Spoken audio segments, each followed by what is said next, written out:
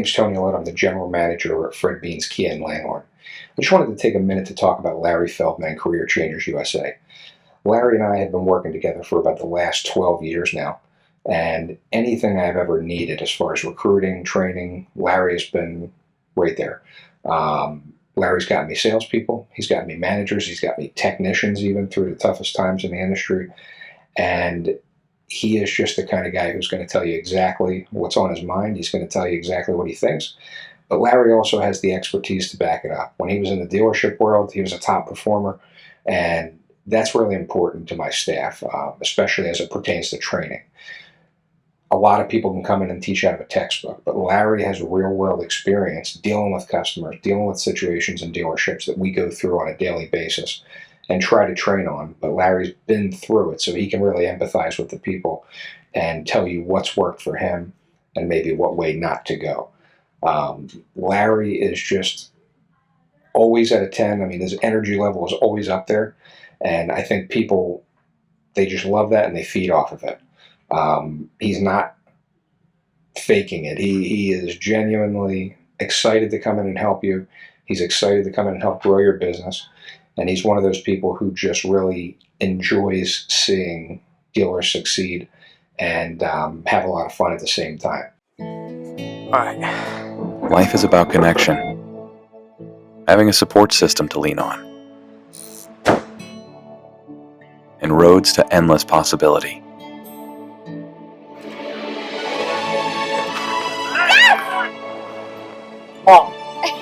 At every turn, guiding the way, we are building the connections that move you.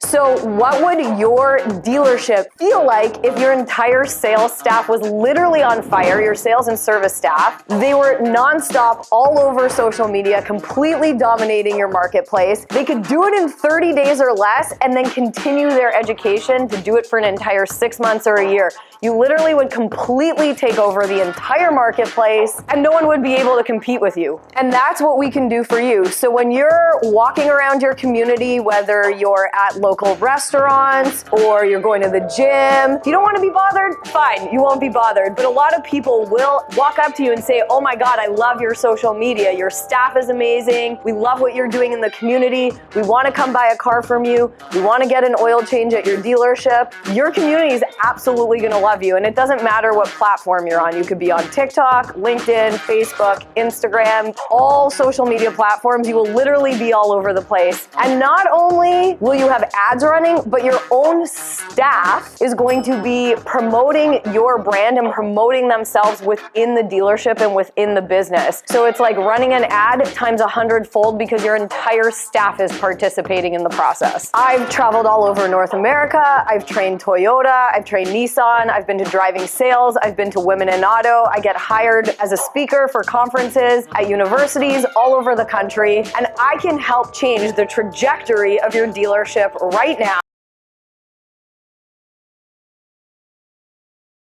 All right, good morning and welcome. So let's go to our deck here. So I thought it would be interesting to come up with some different books this week, just because I always do different stuff every week. So let me just share this. Present. So these are a few books. Automotive Innovation. So talking about engineering in automotive. How to Drive by Ben Collins, who was the Stig on the British show, just so you know. And Go Like Hell, Ford, Ferrari, and their battle for speed and glory at Le Mans. So that's just a couple books. Go ahead, Jeff. Well, good morning, everybody. Another very interesting topic, which is proving to be extremely controversial now. I put somewhere in there when I sent out the invite something to the effect of, actually it's in one of our questions here, so I won't get into that, but it's definitely very polarizing, the topic of EVs right now. And because of that, our disclaimer is the views and opinions are that of our guests and not just the Auto Hub show. And there we go. Check it out online for our full information. Ian. Yeah, and the show is what's happening with EVs in 2024. So we're going to get into that. And also, if you're going to be at NADA, we will be at the show. We'll be doing broadcasting from the CDK booth in terms of slot times, and we'll also be doing ambush interviews at the show. So if you're at NADA, feel free to reach out to the show, and we're happy to book you in or interview you wherever you are. So let's get into it. Here we go. Well, thank you. So our guest today, we have some very, very, very interesting and very good guests here. We have Brent Stevie, who is the Vice President of Everything Electric at Accelerate. And Brent, say hello. We're going to ask you first question in just a minute. Introduce yourself, please. Yeah, I'm Brent Seavey. Thank you very much for the kind intro. Spent a lot of time in the automotive space, about 28 years now, I guess. 4.5 of which at Tesla, helping to set up the remarketing department there. Now running Accelerate, helping to run Accelerate Auto and our division XCare, which provides warranty support for EVs, all makes of EVs. Glad to be here. Thank you. And logging in a few minutes will be Patrina Gentile from she's an independent auto journalist, generally does a lot of stuff for the National Post in Canada, and living the life I would truly love to live because she's all over the world driving the coolest stuff ever, and probably the only person I have met that that has driven a Rimac and a Tata. So it'll be quite interesting. But Ian, I'll start. Brent, you're going to be in the hot seat here. We had another guest that has not been able to make it, but who would have provided some spark too. But Ian, please ask Brent the first question. By that time, Petrina should be in. No problem. I did 2 polls. They're early days, just really 2 takes on engine choice and also on the market in general, because I believe the future to be engine choices. We're seeing a move towards that, but I also saw in the news this morning that there's going to be a hydrogen plant built by a company out of British Columbia, so it'll be interesting to see where that goes. But clearly there's a lot of discussion around battery choice, engine choice, and also probably some politics in the mix. But those are just some people's opinions. So I have a question. There's been a lot of discussion about EVs lately, especially as we see shifts in customer opinion and weather and other things. Why has it become such a lightning rod for controversy, do you think, in 2024 globally? I mean, what do you think, Brent? Well, thanks again for having me on. The idea is this: whenever people are asked to change, they're reluctant to change. People like to be predictable. They like it to be orderly. They like to know what to expect tomorrow.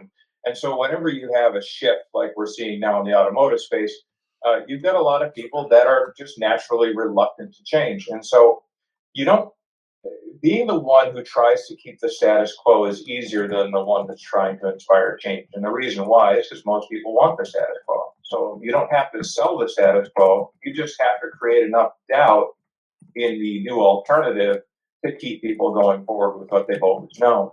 So, a lot of the automakers publicly were embracing electric vehicles, but privately were not that crazy about the idea. They had their status quo, their way of doing things. And then, of course, you've got the oil companies who would like to, again, keep the status quo rocket forward with everybody using petroleum because that's their product.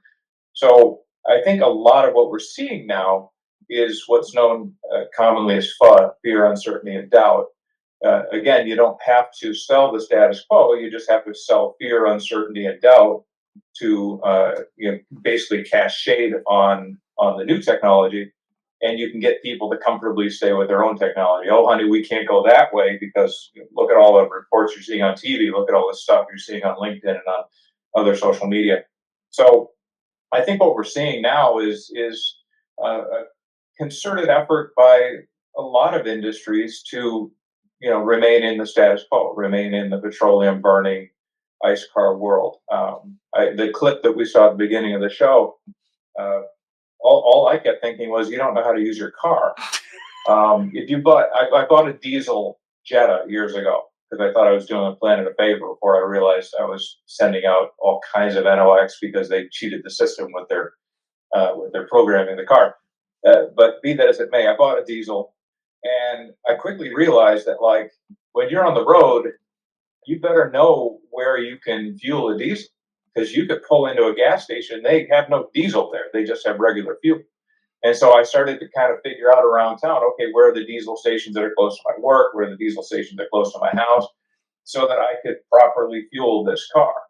Well, when people buy an EV, oftentimes they buy the car with the expectation that it's all going to be just as simple as owning a gas car. And that's not entirely true. And I think a lot of people are buying used EVs now from outside of Tesla. It used to be when you bought a used EV, you bought it from Tesla, and somebody there could at least clue you in on how to live with the car. Now they're buying them from just any old dealership with varying levels of knowledge or varying levels of honesty very often too. You know, you want to sell a car. Oh, it's easy. Oh, the charging places everywhere. Yeah. Download this app. You'll be fine. Without giving them any kind of background knowledge on how to actually live with the car. So when I see those people on those news reports, I feel bad for them. Primarily, I feel very bad for them because obviously they bought something that they weren't very well trained on how to use. So that's my 2 cents. If you know how to use your EV, you're fine. I've been driving an EV since 2016. So you don't think that's kind of similar to what went on in California in the early days back to the EV1?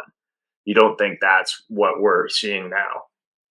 Well, the EV1 was basically a compliance car that was killed by GM just as soon as they were able to overturn the California mandates. And so the idea that we're seeing a return of that is pretty accurate, I think, from a public relations perspective. There are a lot of very, very entrenched industries, petrochemical industry, parts, suppliers, supply chain, sales service, OEM dealerships that are perfectly content to remain in the status quo. It's what they know is, the UAW. I mean, there are going to be a lot less jobs because EVs are a whole lot easier to put together, and they can be basically put together in a very automated fashion. So we're just seeing an awful lot of people that really want to keep going forward with what they know. And I'm not saying it's necessarily a bad thing. It's a human trait, right? We like to know what's going to go on tomorrow morning. We like to know when we put our pillow down on the, head down on the pillow tonight that, the world that we wake up to is something that we're familiar with. And so I just think that people are reluctant to change. And I think there are a lot of people in the public space that are taking advantage of that very basic human tendency to just want to know how the world's going to work tomorrow. Interesting. Well, you know what's funny? Change is something people fight, whatever it may be. And to go really simple, when Ford brought out the EcoBoost V6 engine and the F-150, and all the they're only gonna have that for a year, damn it. And I don't know the statistics, and I commented the other day to a gentleman I've now connected with about his post on EVs. I'm not that smart. I'm not that well read, but I think the EcoBoost F-150 outsells all the other ones. Used to not outsell Lightning, but it used to be there was a train of thought when the engine in your truck had the size had to start with a 4 for the cubic inches. You would never touch a 5.7 in a pickup. You needed to have a 6.6 or 5 or 4 or 9 liter engine in your truck. Yeah, They've gone away. They really have, and it does change.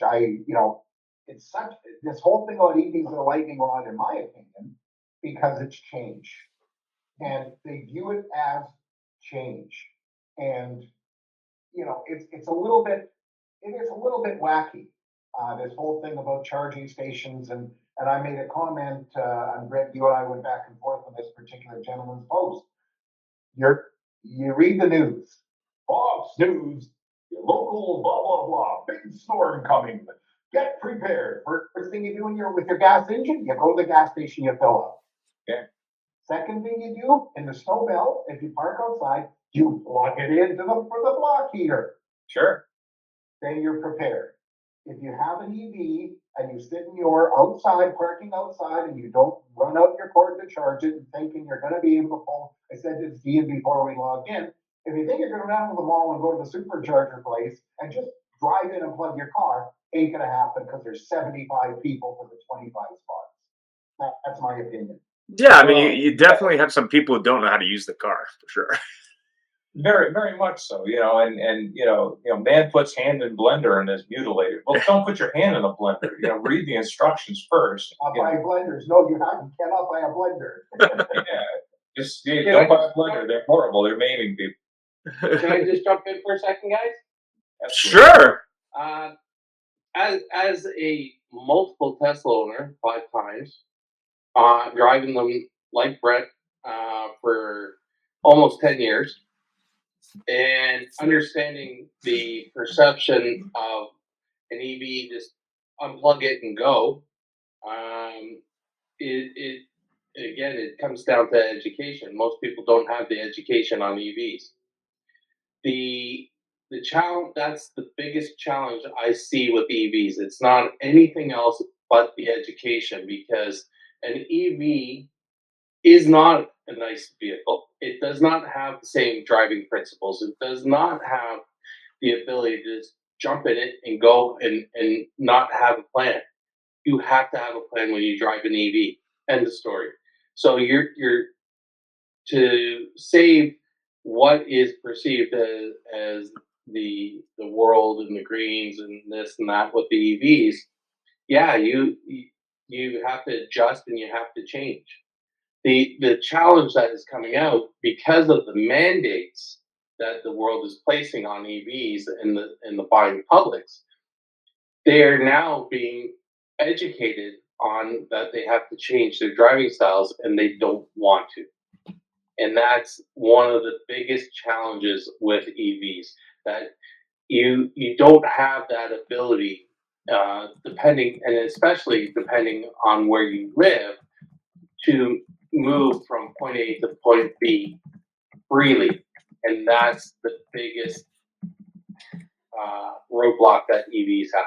And that's the biggest challenge. Now, over the last 2 weeks, we've seen a lot of news cycles on EVs, from Hertz to Chicago to the latest with the carbon credits. That's going to have a lot of pushback on EVs moving forward. I still love EVs. I really do. But again, it doesn't fit my driving style at this moment. But if it did, I'd have one. I've moved to a plug-in. So it's to each their own, and it should be that you are in a position to choose, not to be demanded. And that's the biggest problem. Well, I think part of that's education, though. I mean, when you look at politicians, not to blame them, but the politicians might not be the brightest tools in the universe as a group. But at the end of the day, it's not about mandates. Even it's about what makes sense over the long term, and what time schedule. I mean, it's like, okay, we're gonna have this problem solved in 5 years, for example.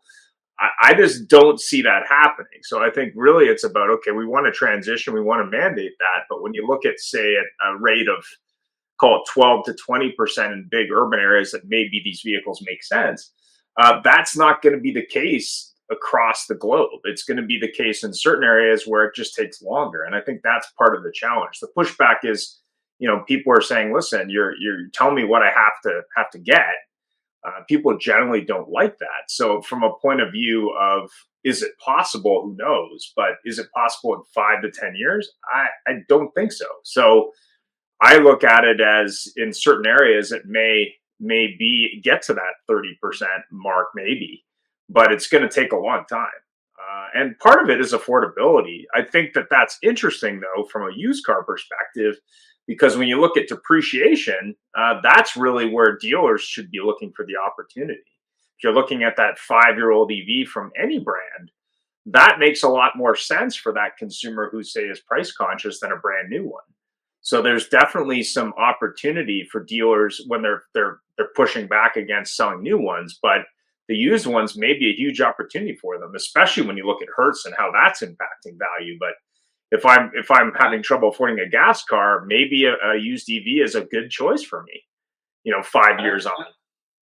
Absolutely. If we just take that for example, and I'm going to lead it into Brett here because it's so impactful for him. If you look at affordability, the average American can only afford a $400 a month car payment. the average car payment in the United States is $770 now, I believe. So cars are unaffordable.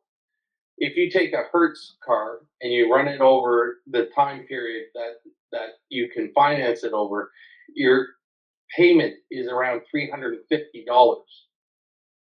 It makes that car a gold mine for sales. Now you add in Brett's warranty, and you are gold mine for reliability. And I will tell you, in over 200,000 on my Tesla S, my degradation of my battery was only 94%.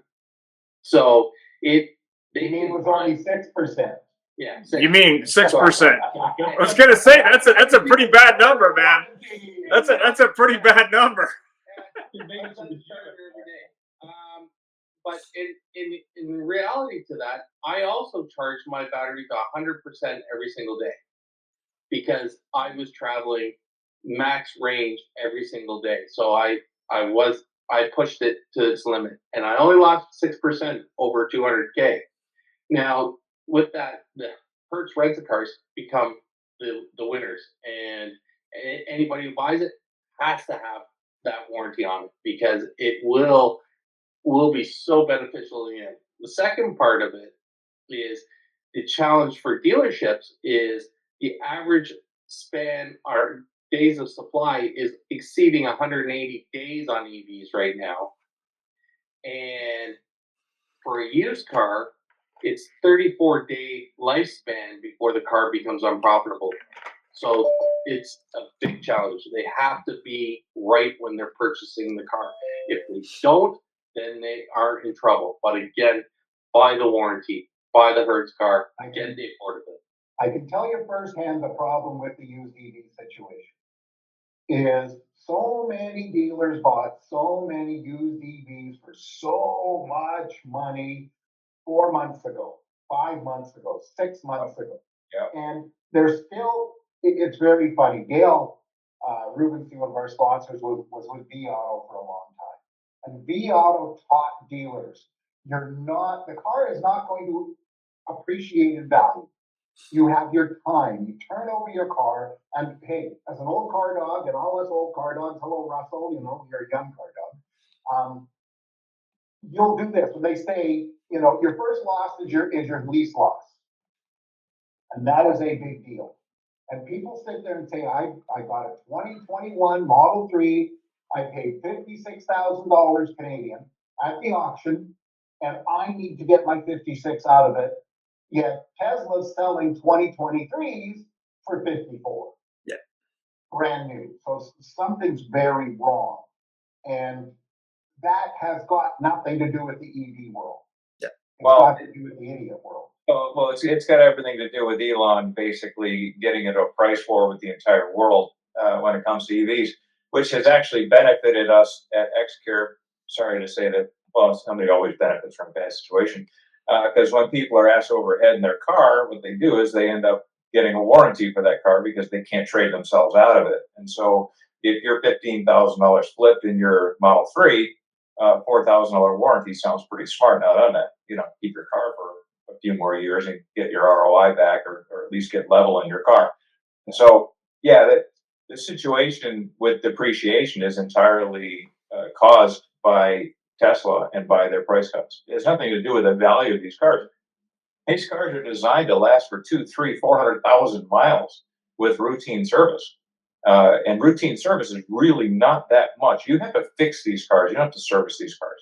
That's the amazing thing. You don't really, there's very little service, but when you have to fix them, they're bloody expensive because Tesla builds their cars to replace components, not to repair components. So if you have a Mercedes-Benz and you have a steering rack issue with the steering rack motor, they drop the steering rack, they pull that motor out, they put a new motor in it, they put the steering rack back up in your car, and they pat you on the ass, and $800 to $1,000 later, you're back on the road. It's a $3,000 steering rack from Tesla because they don't fix them. They tear them out, they throw them in the dumpster, they put a new steering rack in. So because they don't have enough service. Wait. You mean I'm not environmentally conscious and I'll give Tesla a lot of props, and I helped to build the company, and I have a big spot in my heart, a big place in my portfolio that includes Tesla. But the fact of the matter remains is, from a green perspective, servicing these cars, they are horribly wasteful. They'll throw a driver's seat in the dumpster rather than fix a lumbar support because it's easier to bolt in a new seat, right? In and out of the service shop. So the ethos is we don't have enough service shops, so we can't repair cars. We have to just replace components. And that's where we come in, because people get a few really hard service bills and they're like, oh, hell, I got to get a warranty. So, but the issue of depreciation has nothing to do with that. That was on the side. But depreciation is completely, it's an artificial construct brought on by Elon Musk to price forward the world. But you know, if Elon was a car guy, what he would have done is he would have come out with rebates and kept his, you know, the big reason, this debate on rebates has gone on for years, but the reason for that is, Dodge especially, is the fact that they can keep this truck that they've been building since 2010 with an American $55,000 MSRP, transaction amount at $35,000, so they can lease it and hold a high residual. And I think their residuals are kind of getting hit there. So that's quite the thing. I would love Petrina to chime in here, but she's on mute and we can't see her. But she has joined us. She will come live as soon as she can. The one thing I'll agree with Brent is on that depreciation scale. Elon hit the Model S and the Model X for 35% in 2023. He killed that. That killed that car completely in resale. And it's unfortunate, but he was going up against the OEMs, the legacies, and then the legacies have all dropped off now, and so it's a big challenge because Ford announced yesterday, I think it was, that they're cutting production yet again on all their EVs by 60%. So they're only running half a shift. So it's I made a comment on that. It is purely a supply and demand issue. And I love to identify as agnostic on the EV issue. I love some EVs, I hate some EVs, et cetera, et cetera. But it's not an EV issue. It's called, they finally caught up to all the demand. You know, you can walk into a Ford dealer now and what would you like for your lighting? Would you like a platinum, a this, a that? Oh, but we've got XLTs coming. But I can give you 6, and by the way, here's your discount. And how about now? What do I have to do to make it work? Same thing with Mustangs. That's happening. It's a supply and demand, not anything else. Yeah, I think that well, demand follows perception too, and I think a lot of this FUD from the petrochemical industry has had a very real effect on the buying public. The buying public is shifting their behavior back away from EVs because of that. So the idea that this is a supply and demand issue, it's a perception issue where people's perceptions now are being turned away from EVs.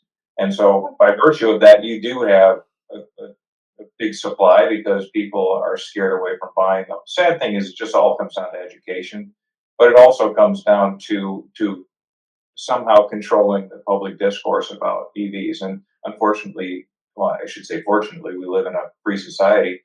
You know, people are allowed to say whatever they want to say, whether or not it's true or not. You know, just bring in fear, trust me. Yeah, well, you know something, the thing is here these days, and I'm gonna quickly move away from this now that Petrina is here to the next question. The trouble is today, you can and you can't say, it's a free society, you can and you can't say what you want. It all depends what room you're in. And you can sit there, if you go to, actually it's very funny, I was gonna say a monster truck rally, don't talk about your EV, although I saw a Lightning the other day with 35s on it and a lift, and I'm like, oh, hey, that's cool. And I haven't seen a Lightning done up, period. You know, it's still caught up by that other crowd. However, I'm going to move along. Petrina, thank you so much for being here. I'm glad you could make it in. We thought it was because of our enhanced security measures, which we will not discuss on the show. But thank you for joining us. I know you had a busy schedule, so glad to have you here. The first question that Ian had asked about back and forth comments on EVs and why has it become a controversy. So this has been going on a lot, and you have the benefit of being heavily exposed to either side. I mean, I love to talk about you from going from an EV launch in China. You fly over to Italy and then see the new Lamborghini V16 47 turbocharger, and et cetera, et cetera. So you get to see the best of both worlds. But thank you. Say a little bit about yourself before we go to the next question. Sure, absolutely. Thanks for having me. I'm an automotive journalist, and I've been covering the automotive industry for 20 years. And I primarily work for the Globe and Mail newspaper in Canada, writing for their drive section. And then I report on the automotive industry for a number of outlets, on television. So CTV, BNN, Bloomberg, CHCH-TV, CP24. I have the best job in the world. No complaints here. I travel all over the world, test driving new vehicles. I've gone off-roading in the Hummer EV. I'm going to be doing, what am I doing now? Next week, I'm going off to do the Lexus GX launch in Arizona, and then I'm going to Utah for the Ford Ranger truck. And then the New York Auto Show, but I also covered Tokyo Motor Show, and as you said, driven the Lamborghinis. I think every single vehicle in the lineup for the past 15 years or so. So very fortunate to be able to do that and transition from electric to gas and everything in between. Well, when I grow up, I want to be just like you. And before the next question, you're the only person I probably ever met that has Elon Musk, David Suzuki, and Stefan Winkelmann on speed dial. So, so next question, and we're going to ask you to answer it first. So, in the questions I sent out, internal combustion is from Mars. EVs are from Venus, right? Why has this become, though, such a red and blue, using an American analogy, a red and blue debate? Why are people lining up on such sides of this? And why would you think you're exposed to it? So. Yeah, and you know what? You're seeing it even more now, especially with the colder weathers and people driving electric vehicles. We saw in Chicago all those Teslas lined up in the cold because they weren't able to charge. We also saw that in Ottawa when the temperatures were deep down in the frigid cold. People couldn't charge their electric vehicles, and the range was a lot less in the colder weather. So I think we even have it more polarizing now than ever before. You have those ones that are saying, you know what, you need a gas engine. How can we do this? How can we dump this? Before, we talked about the lack of infrastructure, which is true in Canada. We really need more infrastructure to support those electric vehicles, and we're going to see that changing. We need more affordable electric vehicles. Hopefully that comes soon too. We have the new Chevy Equinox, which is supposed to be one of the cheapest ones, electric vehicles to come to market soon. So hopefully all that's going to change that. But then you have, like I say, this cold weather that a lot of people really didn't take into account or really seriously until we reach those frigid temperatures. And in places like Alberta too, where you had minus 40-degree temperatures last week, and people are being advised, cut your electricity consumption. So how are we supposed to move to zero emission vehicles by 2035 when there are so many obstacles in between? So you really have this polarizing even more. Either you love the EVs or you don't. You want to be that gas powered person for as long as you can. Yeah. Well, if you hit that right on the head, if you ask my opinion. Brent, I got to tell you though, I just saw this come up on Fox report that Biden's motorcade is going all EVs. The Beast is going to be based on Model S, and those SUVs going along will be, just kidding. Brent, forget about Biden. What's your opinion? Why has it become such a big debate on which side of the spectrum you're on? And I don't mean that spectrum. Yeah, I've been told I'm on the spectrum. I think they're right. No, honestly, God, it just depends. It doesn't depend on anything, actually. Our entire society is polarized, right? You take any issue at all. You take, virus mandates, vaccination mandates, for instance. Everybody was for them until they were against them, and everybody's for something until the other political party grabs on them, and then they're against it. And you've got a lot of people just trying to manipulate us and move us around. And sadly, every issue is going to be if the Democrats come out in favor of EVs, the Republicans will be against them. If the Republicans come out in favor of something, the Democrats will hate it. So you get two sides of this fence that are just, lots of entrenched power that wants to continue on in power, and so they're going to basically just move us around however they see fit. But at the end of the day, be educated, be agnostic politically when it comes to social issues and environmental issues. Just get educated. I've been a lifelong conservative. I don't know who to vote for anymore because I'm very green. I'm very concerned with the planet. I'm very concerned with the environment. So I honestly, God, I don't know who to vote for anymore. And I'm kind of glad I'm at this point in my life because now I can just educate myself and move about in this world from what I've learned instead of being. Well, it's interesting, Brent, and not touching on that too much because I know what side of this topic you fall on, but who would ever have thought that you would see, and we're going to move on after this because I'm not opening this up. Who ever thought you would have seen Democrats pushing to sell arms and Republicans saying no? Who would ever thought you would have said that? So So true. So true. Well, it is, and that we are polarized, and it's you need adults in the room somewhere. And the trouble is the greatest driver of EV publicity is Elon Musk, and he's becoming wackier than ever and making statements designed to upset everybody. And now the big reason I put this question is everything I see. A gentleman made a comment on the LinkedIn Live and said, "Get a grip, people. EV is DOA." And it I don't believe it. Even I differ on beliefs. Ian thinks we will be at 20% max EVs. Yep. I don't believe Maybe that, 30. 'cause Maybe 30. I do believe the urban world will become very EV centric. It will have to be.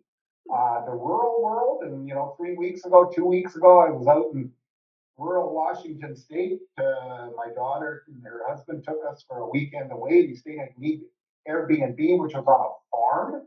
And I have to tell you something. I was out of gas, and I was panicking at midnight in the middle of nowhere. Yeah. And, there's got to be something somewhere. But wisdom is found in the middle, man. That's all it is. Wisdom's found in the middle. I don't think EVs are for everybody, even though I'm a strong proponent for them. I don't think they're for everybody. I think if you live in an apartment building and you don't have charging at home or at work, you probably shouldn't buy one.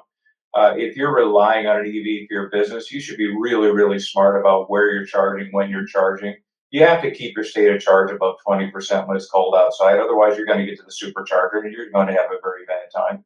Especially if you let it go to zero. This one guy's like, yeah, my car has been at zero for 24 hours on the supercharger. Well, no kidding, Sherlock. If you go below a certain percentage, your battery can't warm itself up to accept the DC charge from that thing. You need to keep your state of charge higher. You can't run it like a gas engine car where you're down to the last gallon and you pull into the last Shell station in town. My wife has no patience for EVs. I love her to death. She supports me in all that I do, but she has no patience on road trips for EVs. So we took her gas engine SUV down to St. Louis, past St. Louis. But anyways, it's about an 8-hour drive. And we got down in the middle of rural Illinois, and we didn't stop for gas at this one because we were going to stop at gas at the next rest stop. And we got to the next rest stop, and there was one gas station there, and they were having an issue, and the pumps wouldn't go. And we had very, very low fuel, like the light was on. And I was like, oh, crap. So I got out the Navi app, and gas stations near me, and they're like, oh, okay, there's one like 10 miles away. Okay, we'll be good. So we go 10 miles away to this middle of no place Illinois gas station. And of course, it closed at 6, and it was 6:15, and it was dark and crickets. And thankfully, another 3 miles away, we literally limped her car into a gas station. And I'm thinking, okay, we could easily write a blog post about, gas engine car left for stranded in the middle of rural Illinois, nobody would do that. Exactly. I was stupid. I should have fueled when I could have fueled, and I didn't. I don't know what I was doing, but I was stupid. And stupid pays for itself. And I just see these folks and I feel for them on these news stories, but I also know that basically stupid ends up paying for itself.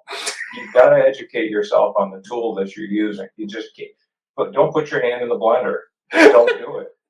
You just be smart. So agree 100%. I mean, I remember years ago when I sold cars and people came in, and this was in the early days of hybrids, and they'd come in and they'd be asking a question about a hybrid versus a gas car, and I'd ask the question, like, what are you using the car for? I'm not saying you shouldn't buy it. It's a question of what are you using it for? And I think that's really, my opinion on it. I don't think you ever get 100% of anything, but if it makes sense for that person, sure, like it makes sense. But for some people, maybe they're just not bright enough to have that as a vehicle choice. Maybe they need something simpler.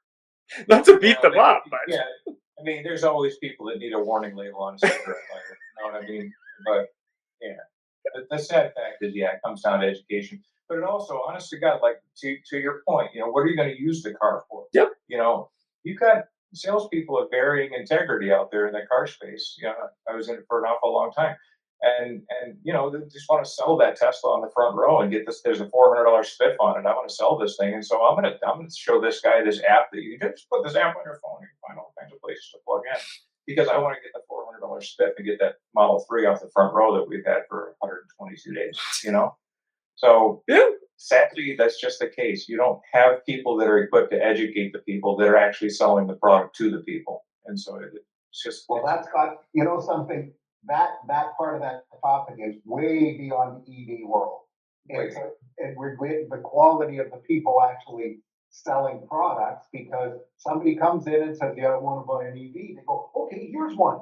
I want to okay, here's one. They don't say buy. They don't want to find out anything. They want to get a deal done. And of course, we had a famous story here where somebody bought a used Model 3. The person traded it in. They had what's the autopilot? Yeah, autopilot.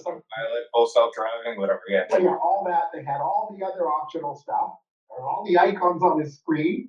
Buys the car, gets on the highway, and goes, "Why isn't this working?" Calls the dealer, a non-Tesla dealer, and says, "This isn't working. There's a local Tesla." Yeah. So he went into Tesla, and Tesla said, "You don't got it." Yes, I do. The button's right there. No, you don't got it, because it's a subscription. And it ended up going to, it didn't go to court because in the end, this particular dealer, part of a very large dealer group, went to the regional director, vice president, who said, just pay the $5,000. We're getting reeked over the coals. Yeah, and that's really what it comes down to. My TP2, but if I didn't pay for the subscription, I wouldn't have Netflix. So I mean, just because you have a button on the screen doesn't mean it works, right? I don't know. I get mine from my neighbor. And that full self-driving is now 16,000 in Canada. Good like God, 3 years ago, it was like 8,000. It's freaking insane. It's I obscene. actually want to know. We got to pay for the lawsuit somehow. Than anybody on this call. Okay. Now, maybe this is just a Vancouver thing.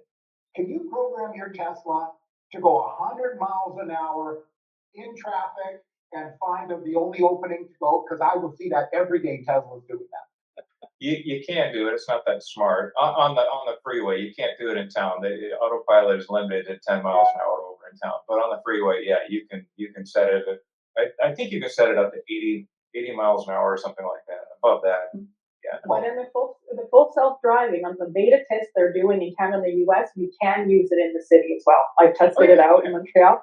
Incredible. Yes. And it can be over 10 kilometers, 20 kilometers an hour. And it's mind-boggling what it can do. It can be really cool. The problem with downtown areas is, especially when you have a lot of tall buildings, is autopilot and a lot of stuff that's GPS actually runs on cell tower signals. And so when you get between those buildings, you get a lot of reverb of these signals off the building, and cars freak out and they think they're a block over and come back over here. And so I'm a little dubious on using a lot of that stuff in an urban environment. But yeah, you're right. It is pretty cool. It's just, I don't quite trust you yet entirely. I hear Teslas have problems in rural Pennsylvania too.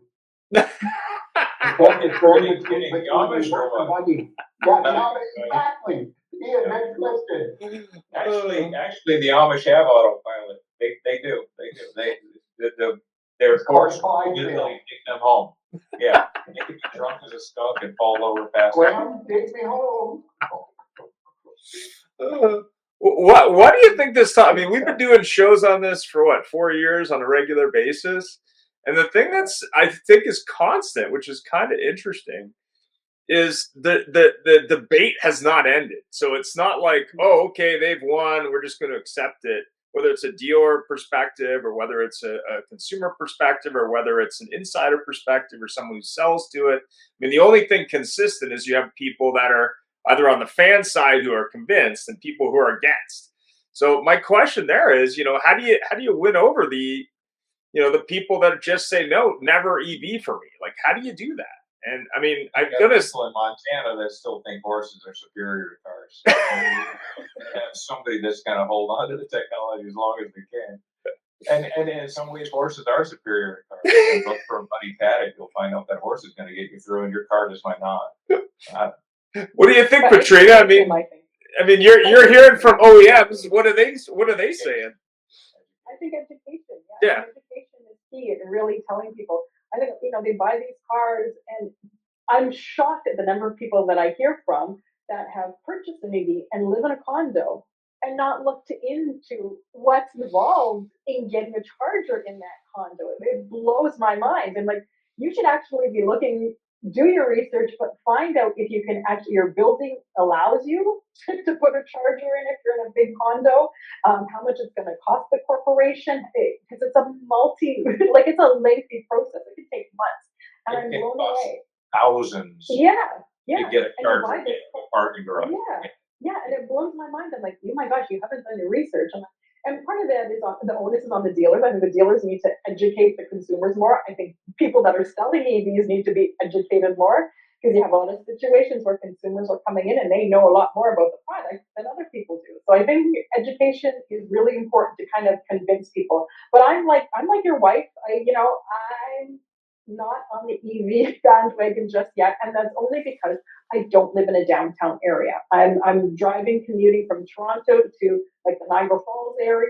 It's and I need something that's going to take me there and back in one day without having to charge. And it's really difficult to do that in a vehicle right now. So for my lifestyle, it doesn't suit me at this point. So I'm still hanging on to the ICE, but I will say I've driven a lot of those. I've driven the Ioniq 6 and totally impressed with it. And it has a little bit of a longer range. And it's a bit sporty. But yeah. Again, that's polarizing, right? Some people love it. I know a lot of people are like, oh my God, I love this car. I love the look of it. I'm on the fence about it. I'm like, that doesn't really do much for me. But again, I think education is really key in telling people about the charge and telling them about the cold weather and more transparency too when there are situations like I just did an article for the Globe and Mail about a big recall in Canada and the US on the RAV4 Prime plug-in hybrid vehicle. They had an issue with not the high voltage battery, but the 12-volt battery in the plug-in hybrid. And they got a notice back. I think it was last summer in the US. Saying don't charge the car in colder temperatures. And then in Canada, there was about 6,000 cars out of the 43,000 or so in that recall. They said the same thing. Don't charge the car until we fix this issue, and don't charge below 5 degrees Celsius. 5 plus 5. So that and one of the people that just had their recall done last week, the part replaced, went a good 6 months without driving his vehicle. He was really frustrated because he heard crickets from the manufacturer. They're like, well, we don't know when you're going to get this solved. And he's like, I paid the premium for a plug-in hybrid, and now you're telling me I can't use it as a plug-in hybrid. I can only use it during the summertime because there is a risk of a potential fire. So it's really frustrating for consumers too, because they waited a long time to get this product. And as you know, there's still waiting lists to get into a RAV4 Prime. So it's really frustrating on that end too, especially when it's 5 degrees and being warned and not to charge in those temperatures, which really isn't that cold for Canada. Yeah. I have to tell you, I put EVs in the same category as somebody buying an S-Class Mercedes, a 7 Series BMW, an Audi A8, or whatever they have. you're buying the newest, latest, greatest thing. And the reason that people keep buying 7 Series again, because they ain't a good car. Let's not kid each other. I'm a BMW guy, right? You're laughing, but you know I'm right. The reason that they came out with roadside assistance was for the 7 Series and the S-Class people. I remember back when the early 2000s, when the BMW redid the 7 Series, and we had a guy, there was a BMW, he was the head of a biotech firm. Went public, sold $300 million worth of shares to this German company. They came into town, they're going for dinner, the car stopped in the middle of the intersection, just died, totally. Nothing would happen. The battery was good, but the car wouldn't do it. He was highly embarrassed, and they all laughed as he was running in his tuxedo in the middle of winter to go get his M5. And they all laughed. But EV people expect this car, people in general that are new to EVs expect them to be perfect. They expect the battery to work anytime. And I'm not arguing in favor. I'm just saying, get a grip on reality. People aren't buying EVs because they're helping the planet. They're buying them because they're cool and they can save money on gas. That's my humble opinion. There was a big joke years ago about the first Prius Prime in Canada that was given to David Suzuki. And for you Americans, I don't know if you know who David Suzuki is, but he's a big time environmental guy and everything else. So he flew on a private jet to Toronto to pick up the car to drive across Canada. And let me jump in there because I wrote a piece about his drive that he did recently across Canada. So he did the drive across Canada, Volvo. Oh gosh, what was it? Bolster? Oh no. Well, all electric. He also ended up getting a flat tire way north of Winnipeg.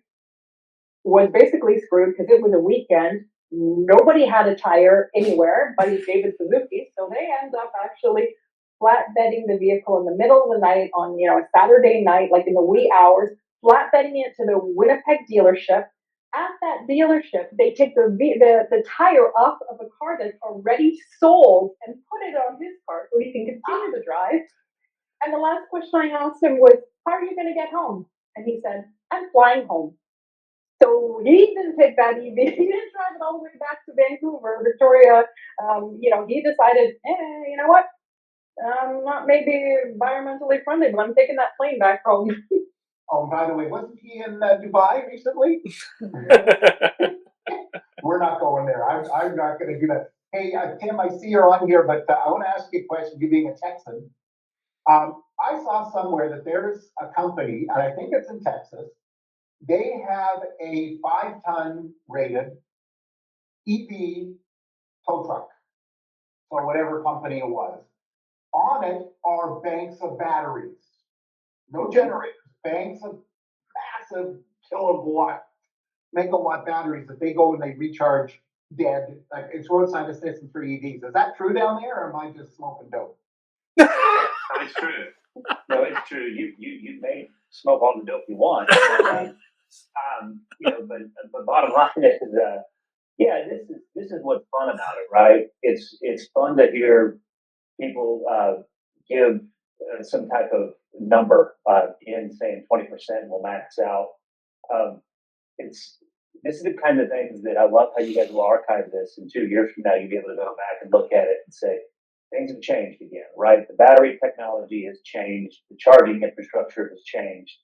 There's a whole lot that's out there, and there's great experiments, lots of startups right now that are raising millions of dollars to show up with tow trucks that have batteries on them, or to have a contraption you can carry around in your trunk that will give you 20 or 30% charge when you run out of battery, so you can make it to the charging station.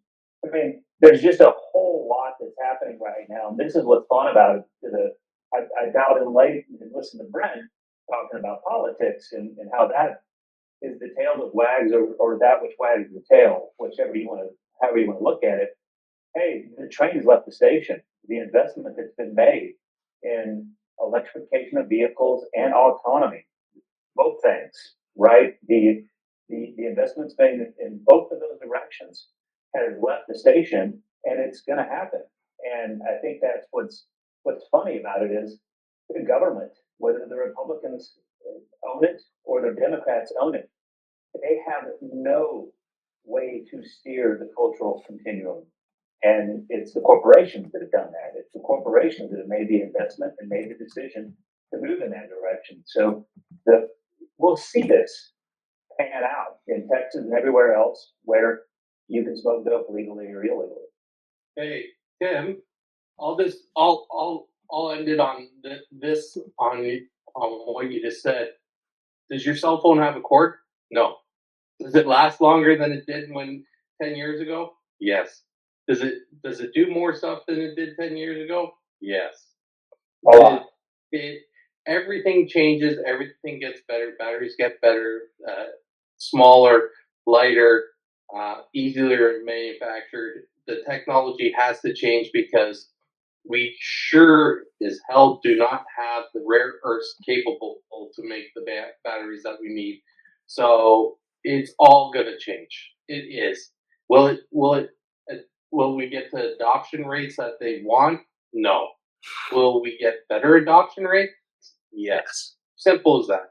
Will we start selling more used cars? Yes, because people will adapt and people will change and people will get to the points of what they want.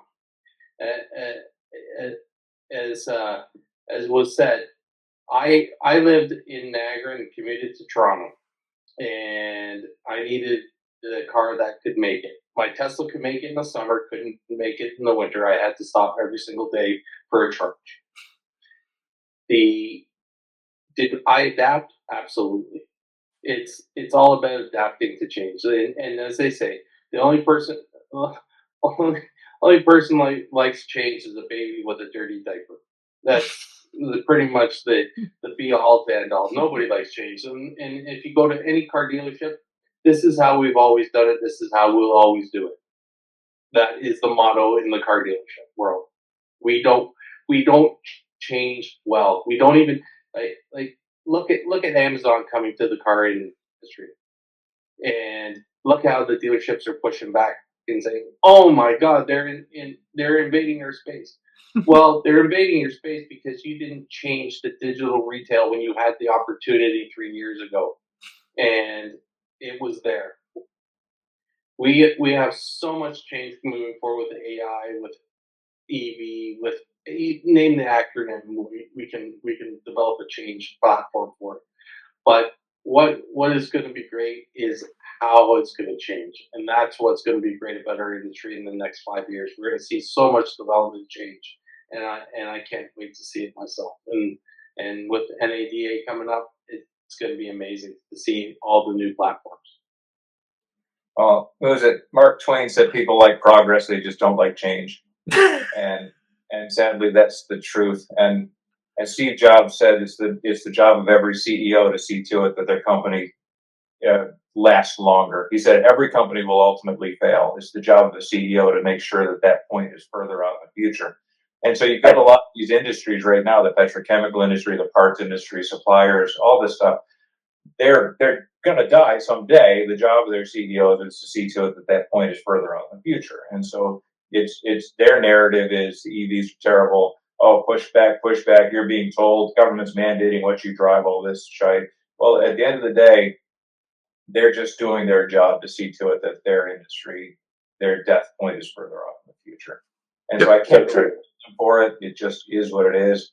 But understand that when you're reading these things, understand that when you're consuming this stuff on the internet, that behind that story is an agenda. Behind that story is an industry, is a CEO, is a group, is an environmental this or an industry that. Understand when you're reading and consuming that basically it's been curated to do something to you. It's been curated to make you think a certain way. And just get your information from a whole bunch of different sources. 100%. Well, this is probably the issue when you have the mandates, whether you're, regardless of your political leaning, when you say you have to do something by this point, people don't like that. We don't live in a society where we do what we're told. Holy cow. I have to pay my taxes by April 15th. I don't like that, but I bloody well do it. They got people to help you with that. quite sure what they're called. They're see it on TV where they're independent citizens or something like that. And Oh, they, sovereign citizens. Yeah, I don't believe in taxes. I don't pay taxes. Yeah, I love that. Get their own cardboard license plate for their car. And while they're being handcuffed and everything, they say, "I don't recognize your authority." Awesome, recognizing handcuffs.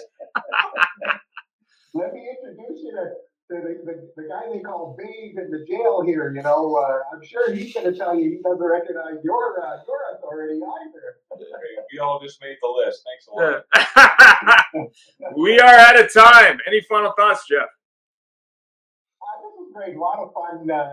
You know, it's funny when we do these shows. We would love to have them go on longer, just because it's such a great discussion. And I'll even call it debate because many of us here seem to be very, very middle of the road of the whole thing.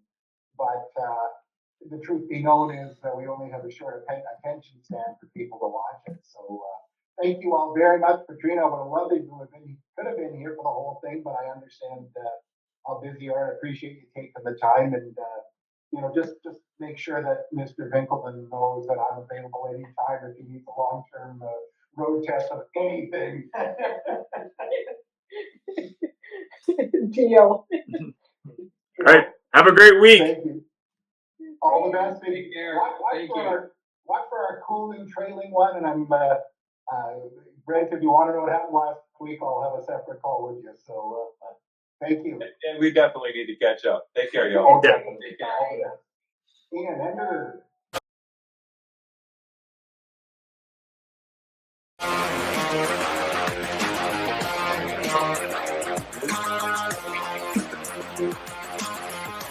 Thank you.